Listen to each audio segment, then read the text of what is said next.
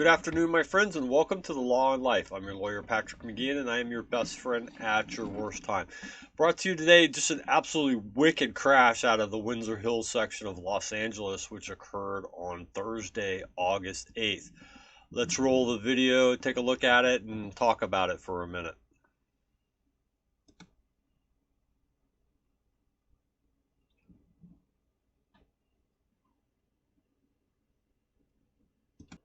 Just an amazing fiery crash. We got a still photo of the scene here. You can see the road next to the gas station here is La Brea, where Nicole Linton, 37-year-old traveling nurse from Texas, was driving southbound on La Brea with a dark-colored Mercedes at a high rate of speed. News reports, depending upon which one you read, said that the CHP, the California Highway Patrol, estimated the Mercedes speed between 50 or 100 miles an hour. I saw the speed limit in that area is 35 miles an hour. Nicole Linton, age 37, a traveling nurse from Texas, was working at a medical center in Los Angeles. She was traveling southbound on La Brea at a high rate of speed.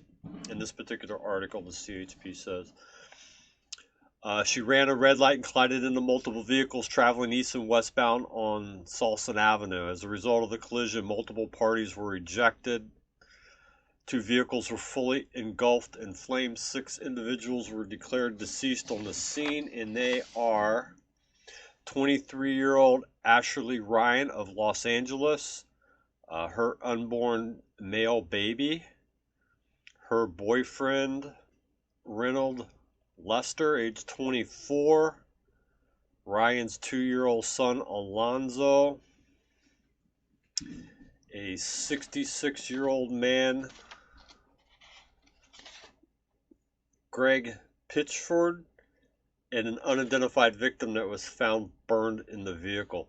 Just an absolutely terrible collision here. Let's see what other details we have. One of the residents in the area said it's a historically dangerous intersection with speeding vehicles, as well as a scene of occasional street takeovers. 8 vehicles in all, including Linton's vehicle, were involved in the collision. 8 other people were injured, taken to area hospitals. Just a massive collision that there's absolutely no excuse for it. She's expected to be charged with vehicular homicide or vehicular manslaughter under the California Penal Code. It's California Penal Code 191, Section C, which applies here. They're going to charge her with the gross negligence portion of it, which is driving a vehicle in the commission of a lawful act which might produce death in an unlawful manner and with gross negligence. You can see the 191.5 is their DUI manslaughter section, so that as of now does not apply. So it looks like she'll be charged with 6 counts of vehicular manslaughter. In addition to that, I'm sure she'll be charged with a bunch of counts related to the injured parties and the property damage as well. Significant prison time when all those are added up, especially if they're consecutive sentences. But let's take a look at the scene here again on the still photo. And you may be asking, how are the police ever going to determine how fast she was going? Well, the process they'll use for that is what's called conservation of linear momentum. It happens to be what I used to do when I was a homicide detective. I was an expert in accident reconstruction.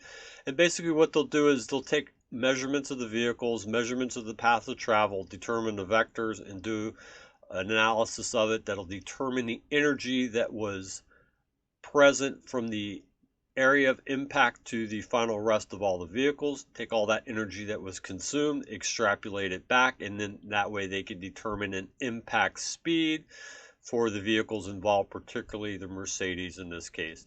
I mean, if you look at the video just whips it through. Let's go back here.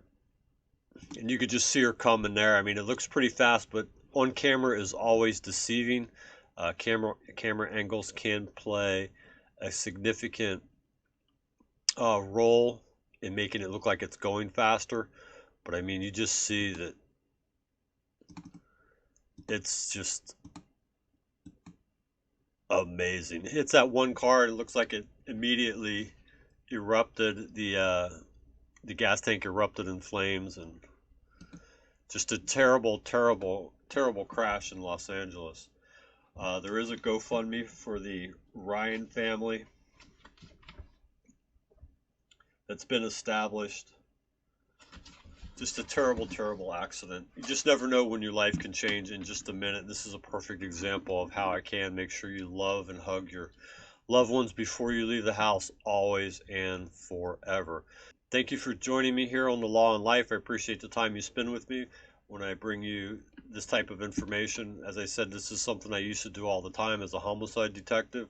I used to do a crash analysis and crash reconstruction constantly. And I've had many, many of these types of crashes, and it's just terrible. It just ruins families and destroys people. Thanks for joining me. I'll see you next time on Law and Life. I'm your lawyer, Patrick McGeehan, and I am your best friend at your worst time.